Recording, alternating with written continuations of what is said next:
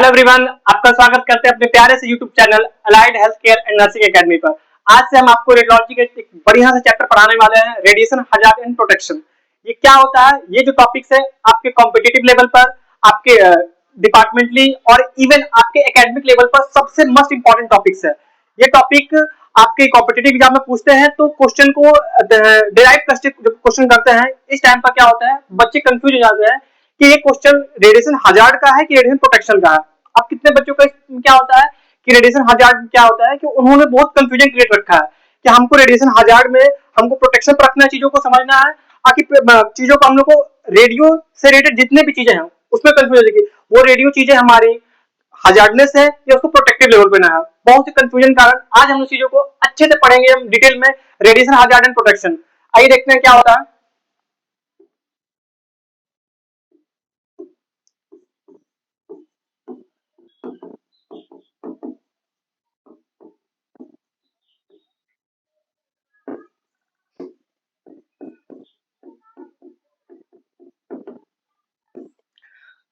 हमारा टॉपिक का नाम है रेडिएशन हजार्ड एंड प्रोटेक्शन। सबको वन बाय वन करके चीज समझ लेते हैं। पहला टॉपिक है रेडिएशन। रेडिएशन क्या है भैया?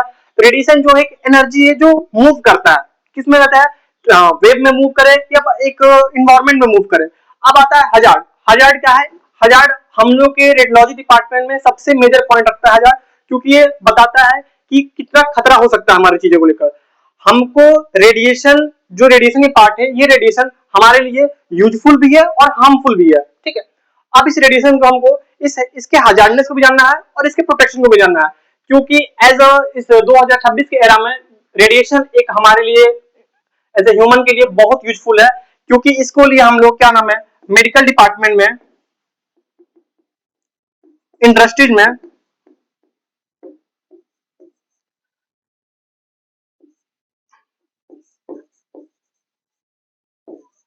एटम्स, इसको जनरली हम लोग क्या नाम है, मेडिकल डिपार्टमेंट में, इंडस्ट्री डिपार्टमेंट में और न्यूक्लियर डिपार्टमेंट में मेजरली यूज करते हैं। इससे क्या होता है, यही रेडिएशन हमारे लिए बहुत यूजफुल होता है जो डायग्नोस्टिक पर्पज से। हम लोग मेडिकल फील्ड में दो पर्पज से रेडिएशन का यूज करते हैं, एक डायग्नोस्टिक पर्पज से और एक होता है ट्रीटमेंट पर्पज से। वो दोनों ब्रांच थोड़ा अलग अलग हो जाते हैं। एक ब्रांच होता है जो बॉडी को डायग्नोस करता है, आपने सुना होगा एक्सरे के बारे में, सीटी के बारे में, फ्लोरोस्कोपी के बारे में। अब इसके ट्रीटमेंट में होता है रेडियोथेरेपी डिपार्टमेंट। रेडियोथेरेपी डिपार्टमेंट में क्या होता है, पेशेंट को ट्रीट किया जाता है उसी रेडिएशन की हेल्प से। अब हम लोग इस टॉपिक में जो चीज जानना है, रेडिएशन हजार्ड एंड प्रोटेक्शन।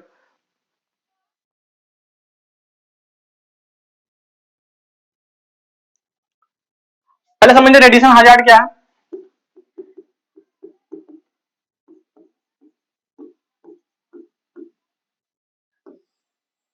हम लोग समझते हैं यहाँ पर रेडिएशन हजार्ड के बारे में। रेडिएशन हजार्ड क्या है? ये क्या होता है, बायोलॉजिकल इफेक्ट करता है। आयनाइजिंग आयनाइजिंग रेडिएशन के हेल्प से हम लोग बायोलॉजिकल इफेक्ट क्रिएट करता है।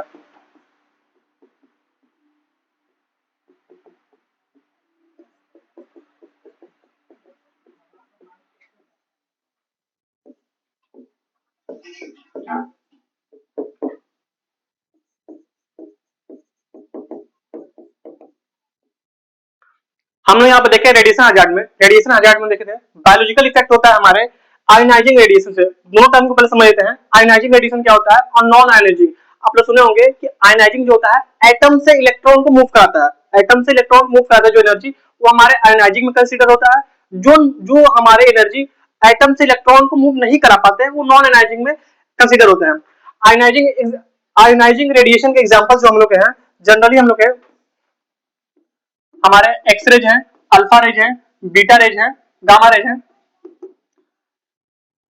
रेडिएशन हजार्ड पढ़ रहे हैं। रेडिएशन हजार्ड में क्या होता है, हम लोग का बायोलॉजिकल इफेक्ट आता है। किसी कारण आता है आयनाइजिंग रेडिएशन से।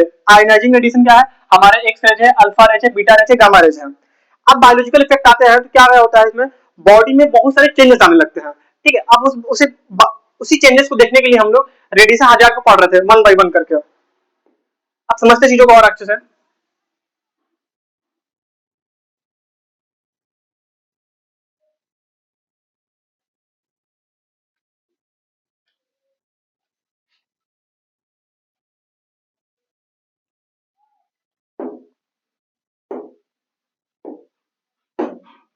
अब देखते हैं यहाँ पर चीजों को लेकर, आयनाइजिंग चीजों को लेकर, आयनाइजिंग चीजें हमारे लिए कैसे कैसे हार्म कर रही हैं। अब देखते हैं यहाँ पर, जैसे कि हमारे बॉडी में आयनाइजिंग चीजें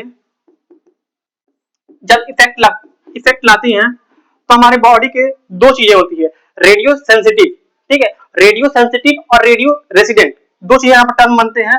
पहला टर्म जो बनता है वो हमारा होता है रेडियो सेंसिटिव, और दूसरा होता है रेडियो रेसिडेंट। रेसिडेंट क्या होता है, इसमें क्या होता है, रेडियो सेंसिटिव में जो बॉडी के बहुत ही कोमल या नाजुक जो चीजें हैं उसको समझना होता है। क्या होता है रेडियो में, हमारे सबसे ज्यादा जो हमारा होता है, हमारे जो गोनाडल पार्ट होता है, लाइक ओवरीज होते हैं, टेस्टिस होते हैं, वो ज्यादा हमारे बॉडी के लिए हार्मफुल होते हैं रेडिएशन से। अब क्या होता है, सबसे कम रेडियो रेसिडेंट जो जनरली यूज करते हैं वो हमारे बोन्स होते हैं और मसल्स होते हैं, ठीक है। अब इसके आगे समझते चीजों को, अब हम लोग देख रहे थे यहाँ पर रेडिएशन हजार्ड में, हम लोग नेक्स्ट उसमें टर्म है टाइप्स ऑफ रेडियोलॉजिकल इफेक्ट। हमारे जो बॉडी में जो रेडिएशन लगते हैं उससे क्या क्या इफेक्ट आने स्टार्ट हो जाते हैं, ठीक है। तो हम ये जो चीजें जो इस टर्म को पढ़ रहे हैं तो पहले चीजें कर लेते हैं चीजों को। जितने रेडिएशन फील्ड में वर्कर्स होते हैं, इवन डॉक्टर्स, टेक्नोलॉजिस्ट, एमटीएस, जितने आदमी होते हैं उनके लिए जानना बहुत जरूरी हो जाती है, और इवन और भी लोगों को ये जानना जरूरत होता है कि रेडिएशन हमारे ह्यूमन बॉडी के लिए यूजफुल भी है और हार्मफुल भी है, ठीक है। अब यहाँ देखते हैं टाइप्स ऑफ रेडियोलॉजिकल इफेक्ट। पहला होता है डिटरमिनिस्टिक और एक दूसरा होता है इकोकास्टिक। पहले में कहते हैं हम लोग हैव अ थ्रेशोल्ड डोज, दूसरे में कहता है नो थ्रेशोल्ड डोज। अब इन दोनों का मतलब क्या आता है यहाँ पर, अब दोनों का मतलब समझने के लिए हम लोग यहाँ पर समझ ले कि इसके इफेक्ट से ह्यूमन बॉडी में क्या होगा, नॉर्मल से चेंजेस आएंगे। नॉर्मल से चेंजेस क्या क्या आएंगे हम बता दें आपको। पेशेंट को क्या होगा कि हेयर लॉस होगा,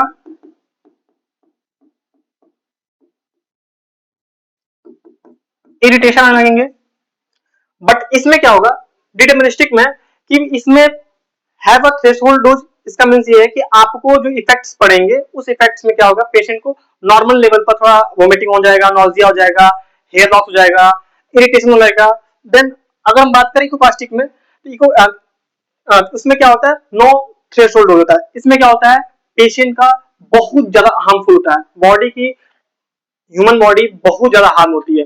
सबसे बड़ा एग्जांपल हम लोग देखें, हम लोग पहला आता है कैंसर। रेडिएशन से सबसे ज्यादा मेजर डिफेंस हमारा जो होता है कैंसर से ही होता है।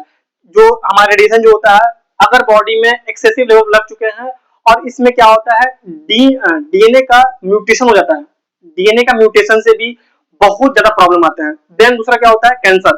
कैंसर किसी भी टाइप का हो सकता है, आपको हेड नेक कैंसर हो जाए, पैंक्रियाटिक कैंसर हो जाए, या आपका लीवर कैंसर हो जाए, रीनल कैंसर हो जाए, किसी भी टाइप का कोई भी कैंसर हो, या ल्यूकेमिया हो जाए, ये सभी कैंसर हमारे को इकोकास्टिक में हम लोग को देखने को मिलता है।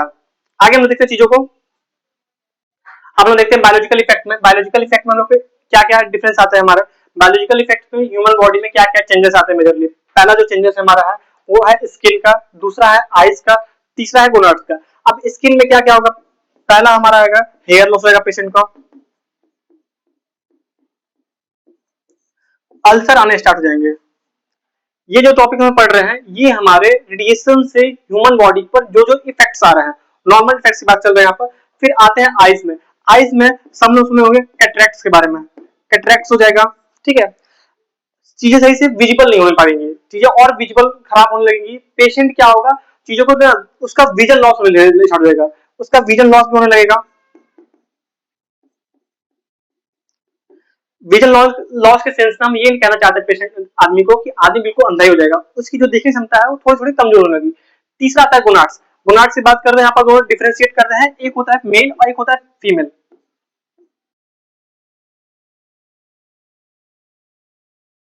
यहाँ पर ओवरी, दोनों में प्रॉब्लम ये आएंगे। सबसे ज्यादा मेजर जो प्रॉब्लम आता है वो होता है इनफर्टिलिटी का। इनफर्टिलिटी का, इनफर्टिलिटी में क्या होगा, आदमी क्या होगा रिप्रोडक्शन में बहुत कॉजेज आने का, जिस कारण से वो एट द पॉइंट चीजों में बहुत ज्यादा सफर कर लेंगे, ठीक। अब इन चीजों को आगे हम बढ़ते हैं। अब हम देखेंगे रेडिएशन सॉरी प्रोटेक्शन के बारे में।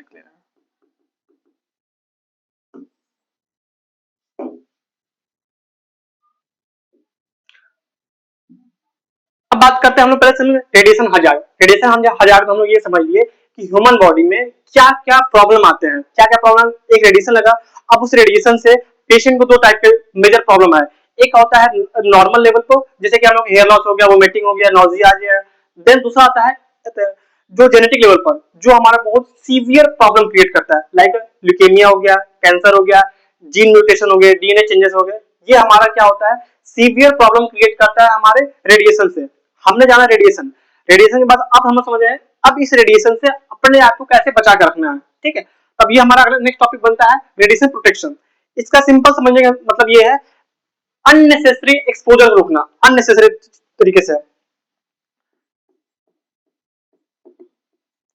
डिफाइन करता है अननेसेसरी चीजों को, एक्सपोजर को रोकना।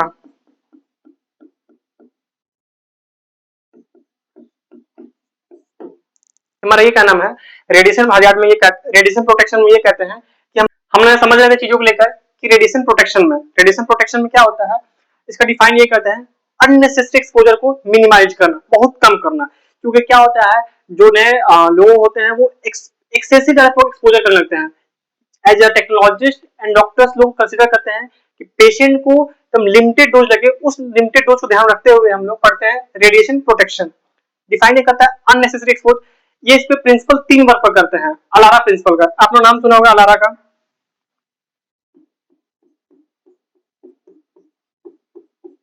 अलारा अलारा प्रिंसिपल क्या करता है, as low as reasonable achievable. ये क्या करता है कि तीन चीज पर वर्क करता है। हमारा क्या कहता है ये प्रिंसिपल, एक कहता है टाइम, दूसरा कहता है डिस्टेंस,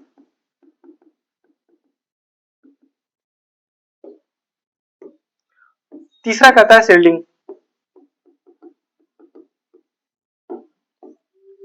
तीनों के अपने अपने कंसेप्ट है। क्या कहते हैं, अलारा प्रिंसिपल रेडिएशन प्रोटेक्शन में अलारा प्रिंसिपल का एक मेजरली रोल प्ले करता है। ये कहता है तीन रूल को फॉलो करिए, टाइम को, डिस्टेंस को और शील्डिंग को। टाइम क्या कहता है, पेशेंट को जितना हो सके एक्सपोजर पर एकदम दूरी रखा जाए, एकदम लिमिटेड टाइम पर ही एक्सपोज किया जाए।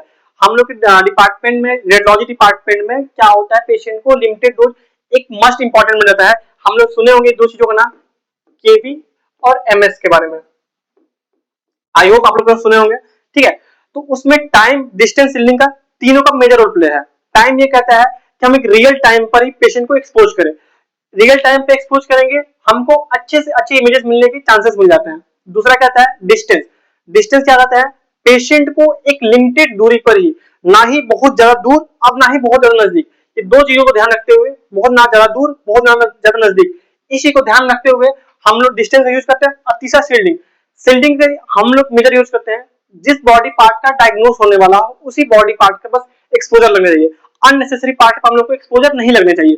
क्योंकि हम लोग को पेशेंट को डायग्नोस के साथ साथ पेशेंट को हम लोग को अच्छे से बचा के रखना, किससे, हम लोग को रेडिएशन से पेशेंट को बचा के रखना पड़ता है। इसलिए अलारा प्रिंसिपल तीन चीजों वर्क करता है, पहला है टाइम, दूसरा डिस्टेंस, तीसरा शील्डिंग। टाइम ये कह दिया कि हमको रियल टाइम पर ही एक्सपोजर चाहिए, दूसरा कह दिया डिस्टेंस, हमको ना ज्यादा दूर पर चाहिए और ना ही ज्यादा नजदीक चाहिए।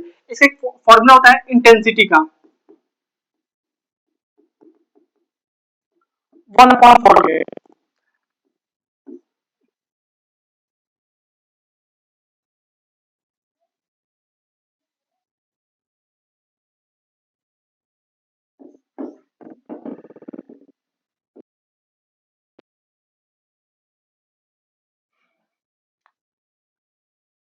इंटेंसिटी का हो गया 1/, ठीक। दूसरा हमारा आता है सील्डिंग। सील्डिंग क्या आता है, सील्डिंग कहते हैं जिस बॉडी पार्ट का डायग्नोस होने वाला बस उसी बॉडी पार्ट पर पेशेंट को एक्सपोजर लग सके, अननेसेसरी पार्ट पर पेशेंट को एक्सपोजर ना आ जा पाए। अननेसेसरी पार्ट पर जाएगा तो पेशेंट को भी हार्म होगा। यहाँ पर पेशेंट के डायग्नोस के साथ साथ जो वहां पर टेक्नोलॉजिस्ट वर्क कर रहे हैं उनके भी यहाँ पर सील्डिंग की बात की गई है, ठीक है। अब हम आगे चीजों को देखते हैं। आपने सुना होगा पीपी के बारे में, इक्विपमेंट, ये क्या होता है भैया, ये हमारे मेजरली यूज होते हैं डिपार्टमेंट में। क्या, जैसे आप सुने होंगे लेड अप्रन के बारे में,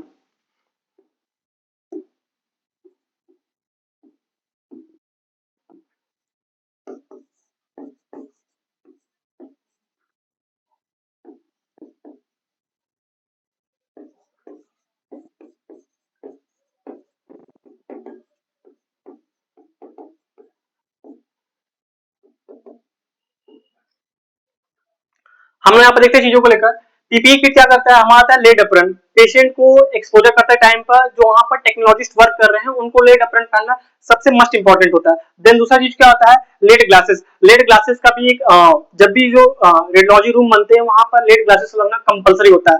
जो थर्ड पॉइंट हमारा होता है थायराइड से। थायराइड जनरली हम लोग नेक एरिया में पहनते हैं कि हमको रेडिएशन से एक्सपोजर कम से लग सके। ये चीजों को हम इसलिए बता रहे हैं क्योंकि अननेसेसरी एक्सपोजर ना पेशेंट को लगता है और ना ही टेक्नोलॉजिस्ट को लगता है।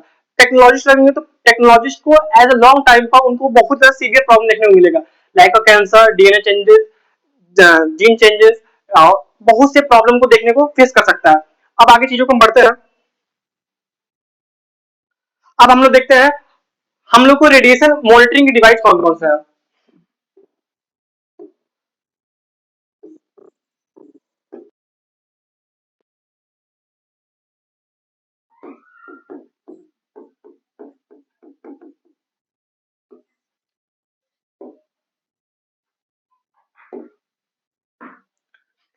रेडिएशन मॉनिटरिंग के 3 डिवाइस बहुत ज्यादा यूज होते हैं, जिसमें से आप लोगों ने सबसे जो कॉमन नाम सुने होंगे वो होगा टीएलडी।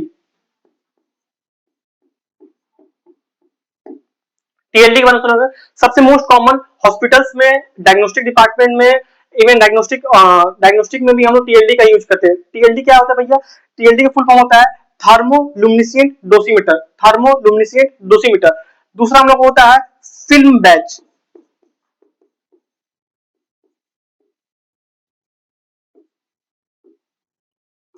पहला हमारा हो गया टीएलडी, दूसरा हो गया फिल्म बैच, और तीसरा जो होता है ईपीडी।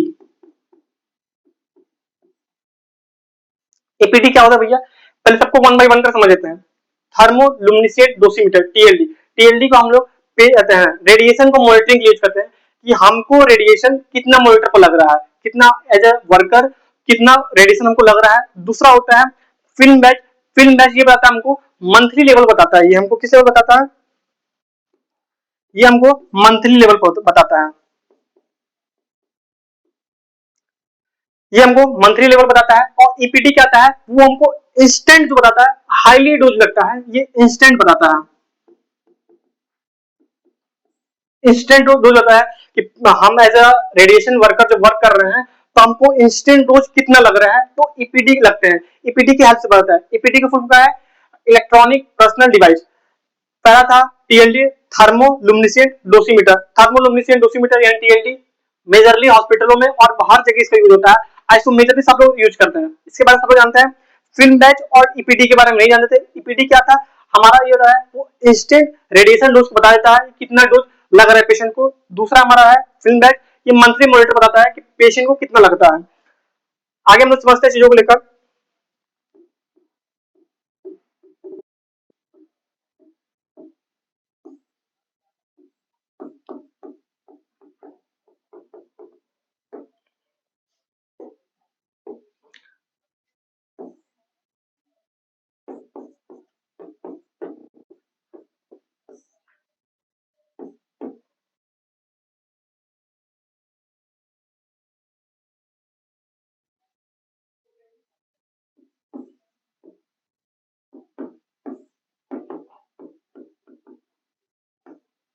क्या आप फिर समझ रहे चीजों को लेकर।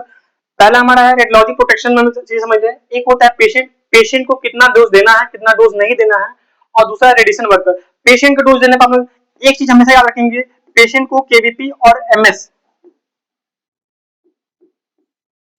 केवीपी और एमएस हम लोग जनरली दो जगह बहुत ज्यादा देखते हैं, छोटे बच्चों में और एडल्ट, सबसे जो बूढ़े इंसान होते हैं उनमें हम लोग केवीपी और एमएस का मेजरली चीज देखते हैं।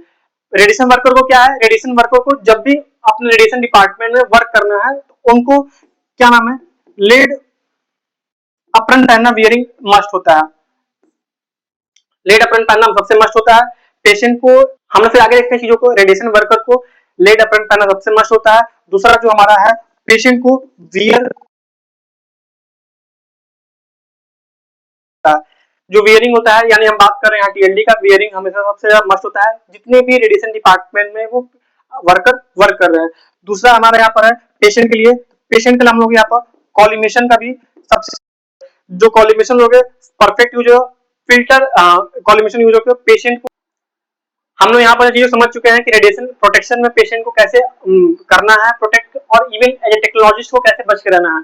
आई होप आप लोगों को टॉपिक समझ में आया होगा। आप लोग को समझ में अगर आया है तो प्लीज कमेंट करिए, शेयर करिए, लाइक करिए, और कोई भी प्रॉब्लम होगी आप लोग बिल्कुल कमेंट में सेक्शन में कमेंट कर सकते हैं। Thank you so much everyone.